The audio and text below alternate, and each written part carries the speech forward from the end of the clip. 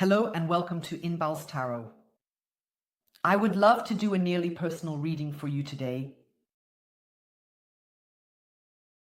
Let yourself be surprised. Let yourself be surprised. A nearly personal reading for you, please.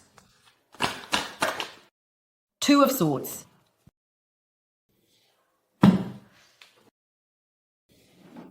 Do you know what is particularly personal? Two of the Swords are a dilemma that you find yourself in, and where you have to make choices against people you actually love or have loved. Do you see how the water is behind you?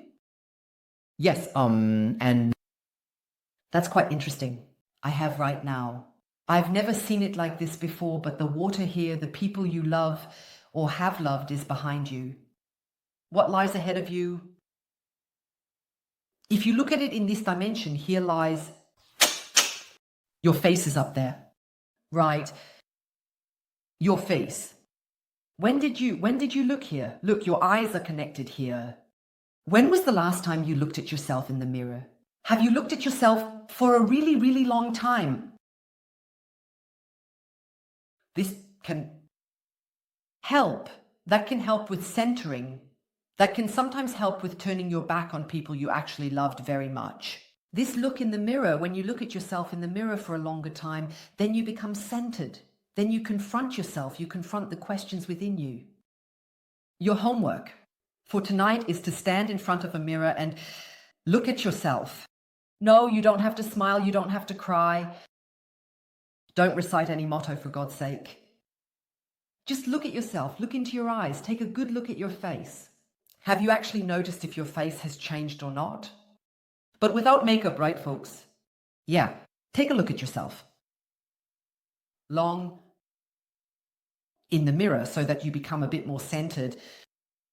I have the impression that I have here two of the swords are lying. Swords represent reason. It's reasonable what you want to do. There are people you really loved. That's the problem. And right now you're in a dilemma. Getting you out of this dilemma will be the look at your own face. And you also have to, take a good look at yourself in the mirror and be honest with yourself. Okay, be honest with yourself. Okay. It's getting personal here, huh? Yeah. Here I have the Magician. Did you get yourself a belly dancer here? We call these people belly dancers. What does a belly dancer do? She swings over here, then over there, and then in this direction and there, and then she does this with her head.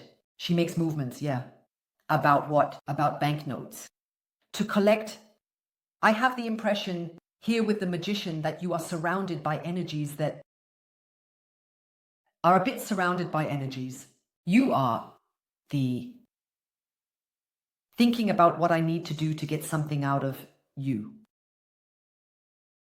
In which direction should I swing my hips now? Should I make waves with my belly like this? Or should I be waving my hands over my head like this? Or a belly dancer. You currently have people around you. A specific person comes to mind, but there are several people dancing around you, swinging and doing things so that you can put banknotes in there. The banknotes are meant symbolically. I see people here with the Magician, which is a good thing. I see people who have taken their own fate into their hands. And now they want to fulfill a dream here and see you as a good source of support. Be it professionally, be it emotionally, be it financially, be it in planning, when it comes to plans, when it comes to experiences. And that, dear viewers, is something you can pat yourself on the back for. It's not a given that there are people like that. How many people would you seek advice from? Are there people there? So you really have to be outstanding to have several people around you there. See you as a consultant. And then for manifestations, the creation of something that doesn't exist yet exists. That's what it's about with the magician. This isn't about job searching. Job searching has always existed. It always exists, and it will always exist. There are instructions and all that. Yes, that's good. This isn't about baking bread. You can find thousands, millions of recipes on the internet. It's about the people around you having a dream, wanting to create something that doesn't exist as it is, and for which there isn't really a guide. And you are here. A guru in this regard, you can do it, you know how it works. And it's not inappropriate that there's a little hip swaying going on around you.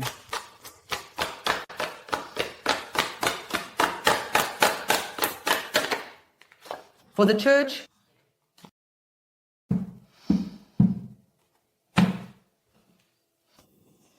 you say, I've had bad experiences with that. I've had quite a few bad experiences, often in the past, helping people realize their dreams. That's interesting here with this staff. Do you see this here? This is mainly about the women around you. There's a saying, also an aphorism. There's a saying about this. It goes something like this. The first thing a blind person breaks after opening their eyes is their blindness. Why? Because a blind person constantly will remember the time of blindness. As soon as the eyesight is there, as soon as a blind person can see again, bam, the staff gets smashed. And you feel like a blind person. I open the way for people, I open their eyes, their hearts, and then what do they break first? Me! Yes. Because I constantly remind them of where they used to be, you say. And with 4, the church is here. Or you can see it.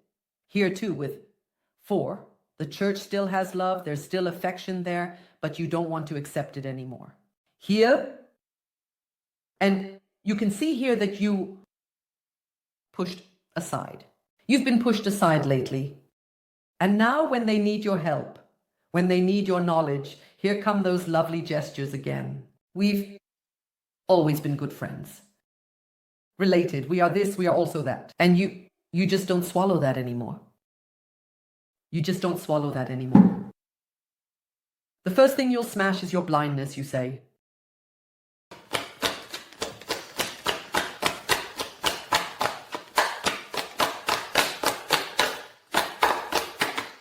Oh.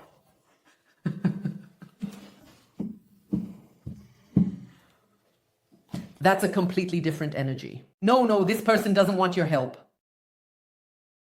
This person doesn't want your help. It's quite interesting. Look, do you see how this person is looking up at the treetop? Wait, here. Look, this is in your love life. Do you see how this person is looking up at the treetop? Who came to enlightenment under a tree here? Buddha. He was sitting under a tree, just like you are experiencing your enlightenment right now. Buddha was also sitting under a tree back then. And experienced enlightenment, so to speak. And this person here also got an apple on their head. Who was that with the law of gravity? Bell, Edison, Graham, who was that? Wait. Isaac Newton. They all have the same name.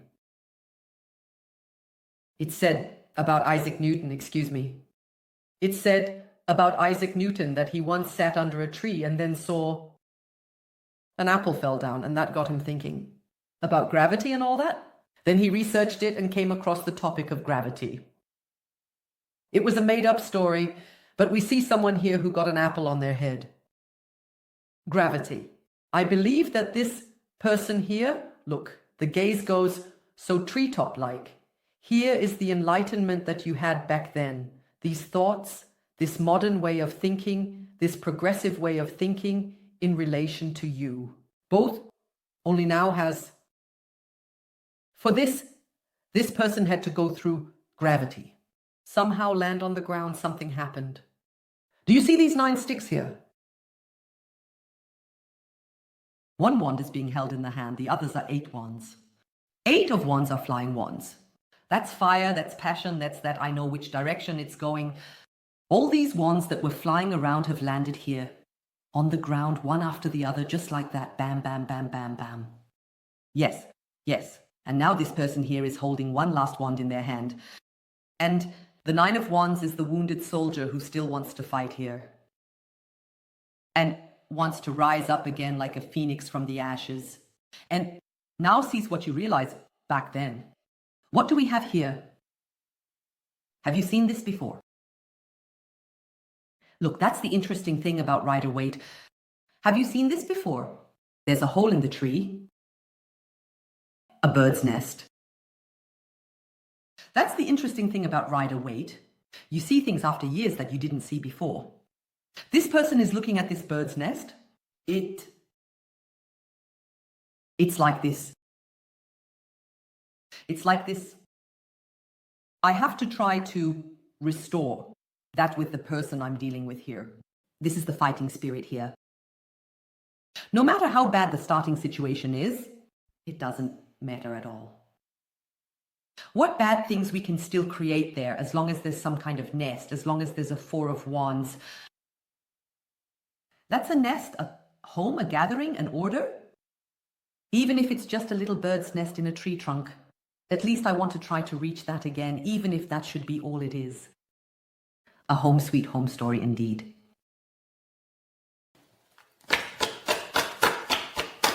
The main thing is that there's some kind of home, some kind of refuge, some kind of framework where I can find myself again with the person I'm dealing with here, so I can be with you here. I have to somehow fight for that here, to create something again. Because right now, this person has been left out, kicked out. I just want to somehow get back in here. Power card. I have two of the coins here. You need to stay pretty strong in the near future. Why? Because with the Magician and the Power card here, in between, we have the seventh major arcana, the Chariot. There's a lot of momentum coming into your life. It's going to come in. I love that. I love it when the universe comes and says, you know what, you've had enough, think about it. I'm going to get things moving in your life now. I'm going to make you an offer you can't refuse. And then there's this decision phase, this should I, shouldn't I, should I, shouldn't I, bam, it's skipped. We have this infinity symbol here, and we also have this infinity symbol here, and we have this infinity symbol here as well. An opportunity is coming your way, a chance, an offer that will fundamentally change your life. And you won't be able to refuse it.